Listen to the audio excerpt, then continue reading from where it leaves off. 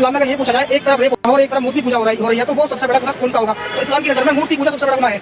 और ये चीज मैंने पिछले वीडियो में बताई थी किस प्रकार से अगर कोई मुस्लिम लड़का किसी लड़की के साथ में दुष्कर्म कर लेता है तो वो उसके बाद में तौबा बोल करके भी इस्लामिक शरिया के अनुसार या उनकी किताबों के अनुसार, उनकी मान्यताओं के अनुसार उस पाप से मुक्त हो सकता है। मैं पिछले 7 साल से चीख चीख कर कह रहा हूं कि इनकी नमाज के दौरान कहा ही यही जाता है कि कोई नहीं है माबूद या पूज्य सिवाय अल्लाह के जिसका आखिरी नबी मोहम्मद है। आप चाहे कितना ही भाईचारा बना लीजिए, उनकी नज़र में ना महात्मा बुद्ध, ना महावीर स्वामी, ना गुरु नानक देव, ना आपका गुरु ग्रंथ साहिब, ना ही रविदास, ना रैदास, ना भगवान कृष्ण, ना राम, ना शिव, ना पार्वती, ना गणेश, कोई भी मान्य नहीं है, तुल्य नहीं है। मित्रों, इस वीडियो में तो हम आपको आपकी आस्था का बचाव करके लोगों को रिप्लाई करना सिखा ही रहे हैं, लेकिन अगर आप पब्लिक डिबेट में पूरी PhD करना चाहते हैं तो आप हमारी हिंदी और इंग्लिश में आई 2.5 मोर्चे का चक्रव्यूह पुस्तक पढ़ सकते हैं। ये पुस्तक नहीं बल्कि एक पूरा का पूरा कोर्स है जो आपको पब्लिक डिबेट करना सिखाता है, जो आपको इन जिहादियों से लड़ना और इनके मुंह पर ही मुंह तोड़ जवाब देना भी सिखाता है। अभी इस पर 50% की छूट भी चल रही है।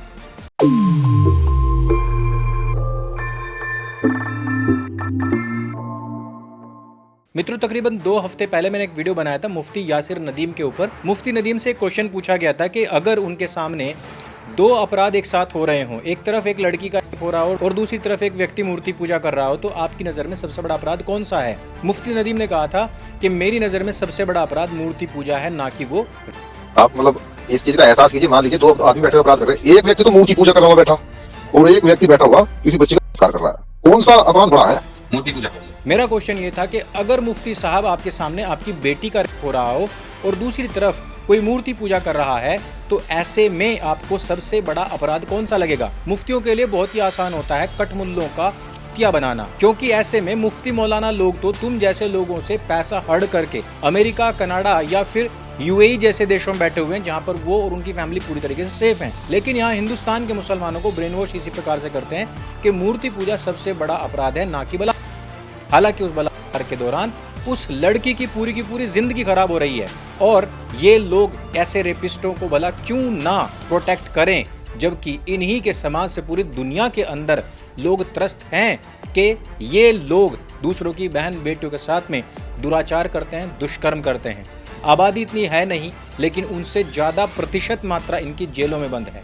एक तो मैंने पूरा का पूरा वीडियो बनाया था किस प्रकार से अमेरिका जैसे, यूनाइटेड किंगडम जैसे और फ्रांस जैसे देशों के अंदर मुसलमान, खास तौर पर के एशियन मुसलमान छोटी छोटी बहन बेटियों के साथ में दुष्कर्म दुराचार कर रहे हैं, और अगर ये रंगे हाथों पकड़े भी जाते हैं तो किस प्रकार से हार्ट अटैक के बहाने लगाते हैं, किस प्रकार से वहाँ की स्थानीय जनता को मूर्ख बनाते हैं, किस प्रकार से ग्रूमिंग जिहाद पूरे विश्व के अंदर इस समय पर एक बड़ी चिंता का विषय बना हुआ है, किस प्रकार से दर्जन भर से अधिक देशों ने मुसलमानों को अपने देशों में एंट्री देने से भी मना कर दिया है, प्रतिबंधित कर दिया है, इस्लाम नाम को ही बैन कर दिया है। How many refugees has Poland taken? 0. And you're proud of that? If you're asking me about Muslims illegal immigration, none, not even one will come to Poland. Not even one if it's illegal. We took over 2 million Ukrainians who are working, who are peaceful in Poland. We will not receive even one Muslim because this is what we promised. यहाँ तक कि China ने तो कुरान ही बदल दी है। This is the most popular Chinese version of Quran in China. उनके लंबे कपड़ों को काट कर फेंक दिया है, दाढ़ी रखना प्रतिबंधित कर दिया है और इवन मस्जिदों को तोड़कर वहां भी टॉयलेट बना दिए हैं।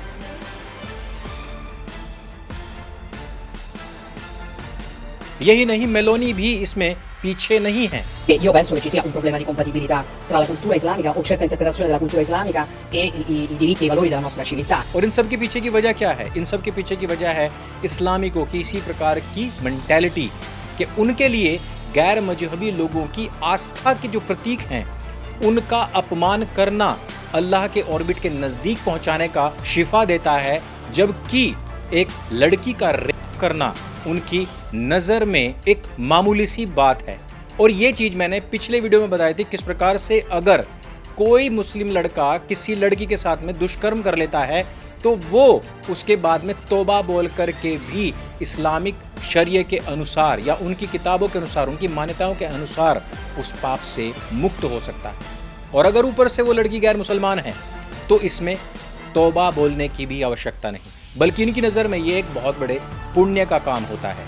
आप मतलब इस चीज का एहसास कीजिए। मान लीजिए दो आदमी बैठे हुए अपराध कर रहे हैं, एक व्यक्ति तो मूर्ति पूजा कर रहा हुआ बैठा और एक व्यक्ति बैठा हुआ किसी बच्चे का संस्कार कर रहा है, कौन सा अपराध बड़ा है? मूर्ति पूजा। उस समय पर काफी सारे मुसलमानों ने कमेंट करके कहा था कि पूरा वीडियो देखो, पूरा वीडियो डालो। पूरे वीडियो में मौलाना नदीम उस रेपिस्ट को ही जस्टिफाई कर रहा था कि क्यों वो रेप जस्टिफाई होता है लेकिन मूर्ति पूजा नहीं, जबकि इस पूरी दुनिया के अंदर सैकड़ों मजहब हैं जिनकी अलग अलग विचारधाराएं हैं और जो सब के सब को एग्जिस्टेंस के साथ में रहना चाहते हैं।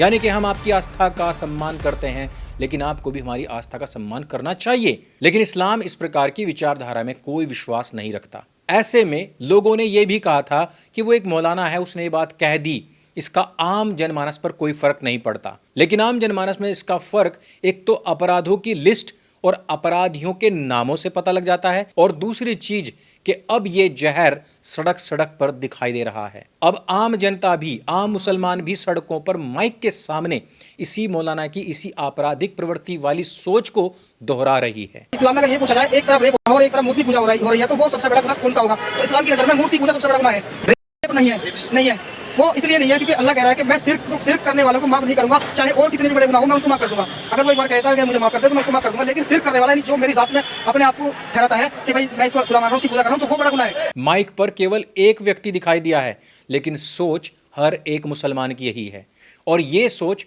उन लोगों के अगेंस्ट है जो इस देश के अंदर बहुसंख्यक हैं, अर्थात जो 100 करोड़ से ज्यादा हैं। मैं पिछले 7 साल से चीख चीख कर कह रहा हूं कि इनकी नमाज के दौरान कहा ही यही जाता है कि कोई नहीं है माबूद या पूज्य सिवाय अल्लाह के जिसका आखिरी नबी मोहम्मद है।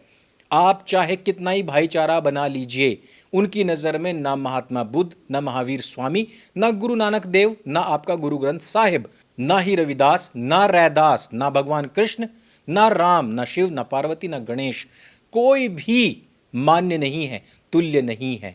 अब ऐसे में ये बात अगर अपने मुसलमानों के लिए कह देते कि मुसलमान होकर भी यदि कोई शिर्क करता है, यदि वो मुसलमान होकर के भी किसी मूर्ति की पूजा करता है तो वो अपराध है हमारी नज़र में, लेकिन ये ऐसा नहीं कहते।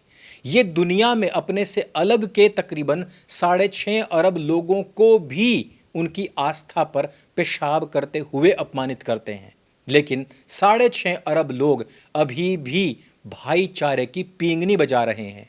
ये सब बातें कहने पर कानून व्यवस्थाएं, समाज सुधारक, आम जनमानस, राजनीतिक पार्टी के लोग या सामाजिक लोग या घर परिवार के लोग, ये सब के सब मुझे कहते हैं कि तुमने ये बात क्यों कह दी, ऐसी बात नहीं कहनी चाहिए। लेकिन मित्रों, सच तो सच है और इस सच को सब लोग जानते हैं, लेकिन घूंट कर बैठे हुए हैं ताकि ये बातें अन्य लोगों तक ना पहुंच जाएं। परंतु कोई तो इस बात को बोलेगा ही। मैं उन हिंदुओं को बिल्कुल भी आस्थावान नहीं मानता जो मंदिर जाते हैं, मूर्ति पूजा करते हैं और इस प्रकार के जितना भी जहर उनके कानों में बोला जाता है और उसके बावजूद भी वो केवल हाथ में कलावा, माथे पर तिलक लगा करके कह देते हैं कि हमारे धर्म की इतिश्री हो गई, हम तो बस इसी को धर्म मानते हैं। यदि आप लोग धर्म की जय और अधर्म के नाश के नारे लगाते हैं तो मेरे मित्रों, घर में बैठ करके अधर्म का नाश नहीं होगा। इसके लिए जन जागरूकता अभियान चलाने पड़ेंगे, अपने लोगों को इस फेक सेक्युलरिज्म के बारे में बताना पड़ेगा, उनको समझाना पड़ेगा किस प्रकार से दिन में 5 बार आपकी आस्थाओं के ऊपर इन आतंकवादियों की पूरी फौज, पूरी की पूरी जमात अपने मजहब के नाम पर नंगा नाच करती है, आपका अपमान करती है, आपकी आस्थाओं को खंडित करती है। अब ये जहर बड़े बड़े मौलानाओं, यूट्यूब या इंस्टाग्राम से बाहर निकल करके आम जनमानस के बीच में पहुंच चुका है। जितने भी कठमुल्ला हैं, जितने भी छोटे से लेकर के बड़े नमाजिए हैं, उन सब में भी ये जहर पहुंच चुका है कि अगर हमारे सामने एक तरफ लड़की का रेप हो रहा है और दूसरी तरफ मूर्ति पूजा हो रही है तो हमारे लिए सबसे बड़ा अपराध मूर्ति पूजा है, ना कि कोई। ऐसे में अगर आपके सामने कोई ये बात आती है तो इनसे जरूर पूछेगा कि वो जो लड़की है, अगर वो लड़की तुम्हारी है और दूसरी साइड में मूर्ति पूजा हो रही है, तब बताओ कि सबसे बड़ा अपराध कौन सा है। तब हम भी देखें कि इस्लाम का इल्म या उसके ऊपर पालन करने वाली कुव्वत कितना दम रखती है। इस वीडियो में सिर्फ इतना ही। अगर ये वीडियो आपको अच्छी लगती है, जानकारी से भरपूर लगती है और आपको भी लगता है कि अब ये धीरे धीरे जहर हिंदुओं के खिलाफ पनपता ही नहीं बल्कि विशाल वृक्ष बनता जा रहा है, तो इस वीडियो को सबके साथ में शेयर अवश्य करें। मेरे संग बोली सत्य सनातन वैदिक धर्म की जय। जय हिंद, वंदे मातरम।